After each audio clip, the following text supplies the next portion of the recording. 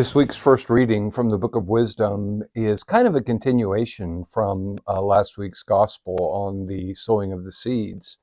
It can often seem like God is moving in and out of our lives. And what the parable of the sower tells us is that God is not moving in our lives. God doesn't move. It's us that are moving into positions where God seems like he's distant and God seems like he's near, and that our lives are either fruitful or not, based on that experience. This week's reading from the Book of Wisdom, though, talks about God's emotions a little bit, which kind of raises the question, does God have moods? And there's a passage in the Bible where, we think that God is angry or vengeful or, is waiting to destroy us or give us punishment. And what this book, reading from the Book of Wisdom, tells us is that God never wants to punish us, and God is never angry with us. God is never wills anything other than our healing and our wholeness and our reunion with Him.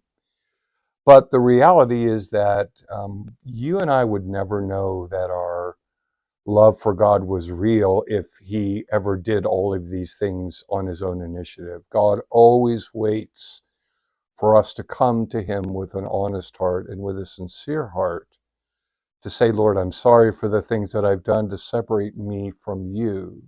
And then God immediately moves in, not only to forgive our sins, but to take all of the fear and the anxiety and the shame and the regret and the depression and the despair that sin inevitably brings to our lives. And because God waits for us to take that one small initial step towards him, then and only then do we know that our love for God is real. So when you ever start to feel as though God were distant or God were angry or God had rejected you in any way, just remember that is never God's desire, and that never occurs on God's initiative, but only occurs when we have turned away from him in some way. And that God is simply waiting for us, again, to return to him with a sincere and a contrite heart in order to be restored to his grace and to his friendship.